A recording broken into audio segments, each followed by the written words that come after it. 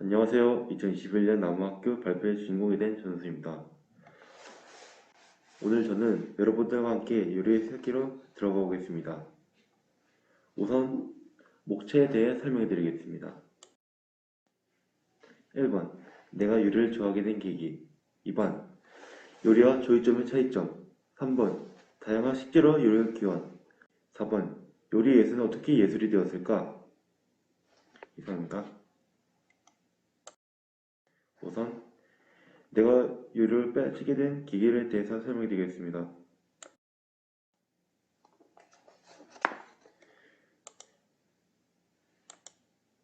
제빵제가 계기로 살짝 이나마 접한 조리의 요리의 세계는 저를 빠지게 하긴 충분했습니다. 유화 물감에 다른 물감을 섞어 새로운 색을 만들어 고유 기법에 따라 그려 시각으로 전하는 그림의 형태와 비슷하게 제 눈에 보이는 요리가 이런 느낌이었습니다.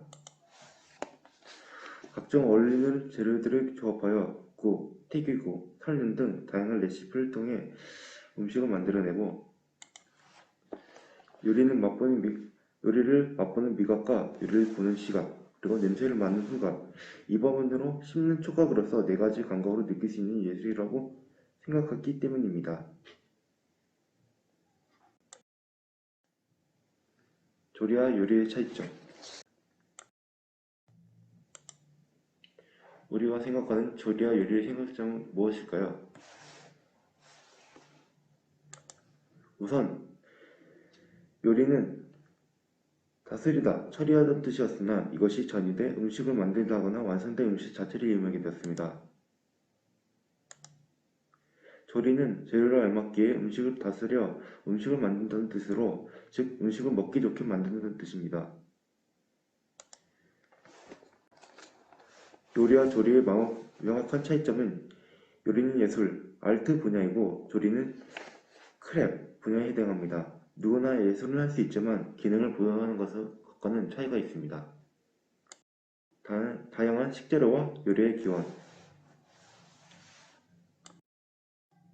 초기 인류의 음식의 기원은 다양하게도 수렵과 채집, 그리고 사냥이었습니다.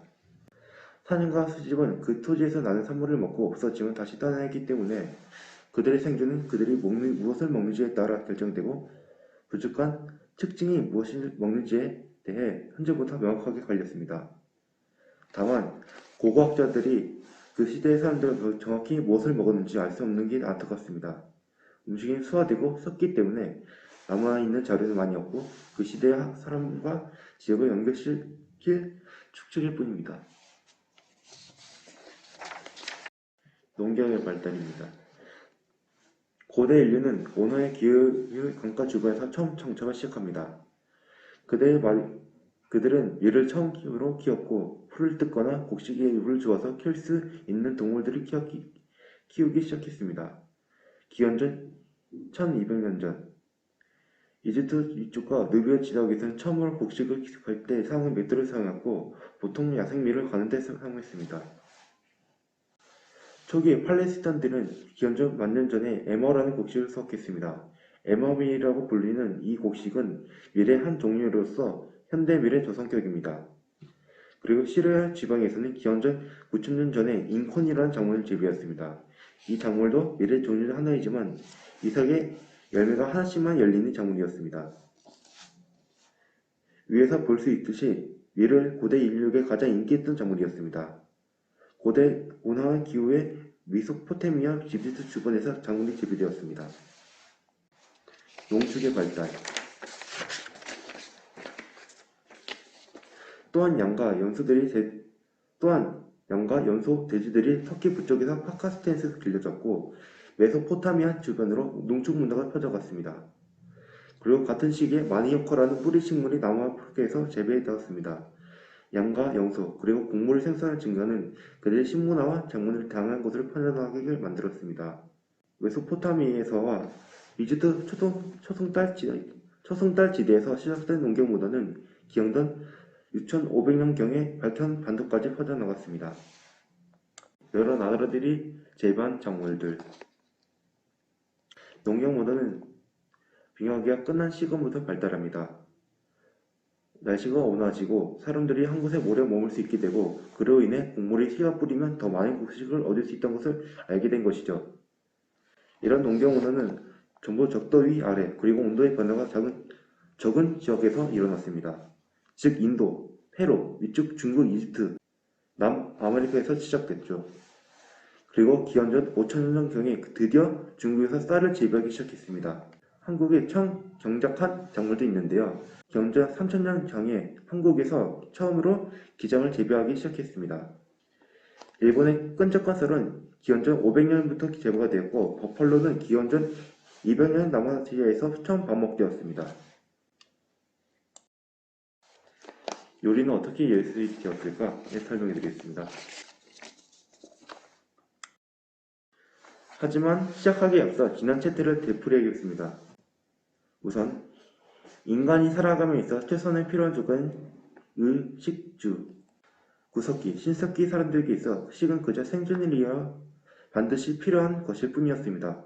어떤 동물이든 먹지 않으면 살 수 없었으니까요. 무언가 맛보다는 채들이 배불리 먹을 수 있는 식문화 위주, 경제적으로 공평하고 여유가 없는 사회를 말합니다.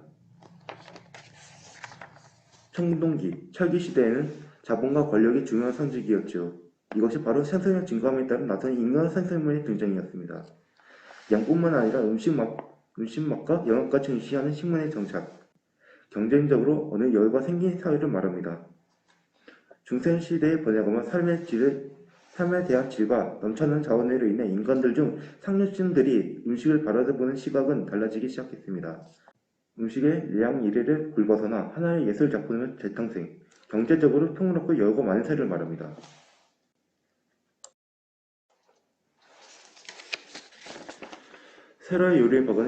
새로운 요리의 발견은 인류의 행복에서 천체의 발견 그 이상의 의미를 지닌다. 엉탱이가 한 말입니다. 바야흐로 때는 1789년 프랑스 대혁명 시대가 찾았을 즈음 귀족이 몰락에 걷게 되면서 일자리에 이른 몇 명의 전속 요리사들은 개인 음식점을 차리기 시작했습니다. 우리들이 잘 알고 있는 레스토랑의 이름은 생선의 국물에 요리를 내면 위가 좋지 못한 사람들이 마시는 요리였다고 합니다. 그 이후 이 단어의 뜻이 요리가 아니라 장소를 뜻하게 되었을 때도 종종 사람들이 국물을 마시러 다니러 가다가 19세기 초에 접어들면서 우리와 비슷한 꼴을 갖추게 되었습니다. 또한 식욕을 충족하지 않고 손님이 레스토랑에 있을 때까지 쾌적한 시간을 보내도록 하는 것이 레스토랑의 주인의 임무였다면서 이렇게 묘사하기도 했습니다. 15에서 20%의 돈을 내면서 일용 레스토랑이 귀족, 황족의 보금간에 대접을 한다 라고 설명했습니다.